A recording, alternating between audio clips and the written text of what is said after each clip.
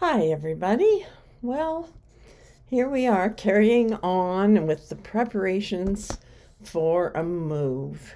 And I think this will be our last day talking about this, and then I'll start getting into life after I've moved in. Near the end, you will, um, if you have energy, friends to help, etc., throw yourself a garage sale, yard sale. I had an apartment sale, and honestly, it just brings your neighbors from within the building. That was my experience, first time doing an apartment sale anyway. But it was great because several things went out the door that were too big to carry anywhere else. It was just it was really helpful, and a few more dollars towards the move itself. So that's grand. And I just put a notice up downstairs. I put a notice out on Facebook, and there were about three or four people who came in from the community. So, um, but definitely worthwhile. I got rid of my large set of pots and pans, and so that was a good thing out the door to a young woman with a young family. So that was great. Um, so the packing is once you've packed your boxes. I will say this too about books in boxes. Don't put all your books in one box. They're bloody heavy. So put a layer of books, a couple layers of books, in the bottom of a box, and no bigger than a medium-sized moving box. And then fill the rest with other lighter things so that it's manageable for your movers.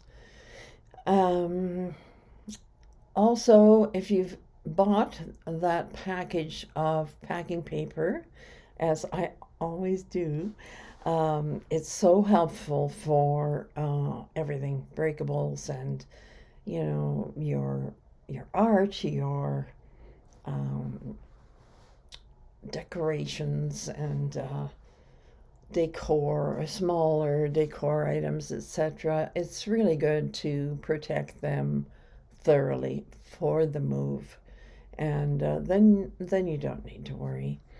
Um, so the actual day of leaving the apartment and putting everything into a vehicle. Uh, in my case, I rented a van, a big 10-foot, uh, quite high van from a rental company, and I had friends um, come and help me, two gentlemen and one woman, and they were great. Everybody got things out of the apartment really quickly. But the fellow in charge of packing the van was playing a very particular game of Tetris. And he kept moving things around and changing this and changing that so he could fit more in. So when people ask you how much time this part will take, uh, honestly, you don't know because it depends on that packing. Also, I had a lovely time buying a secondhand recliner, and I had been enjoying it so much.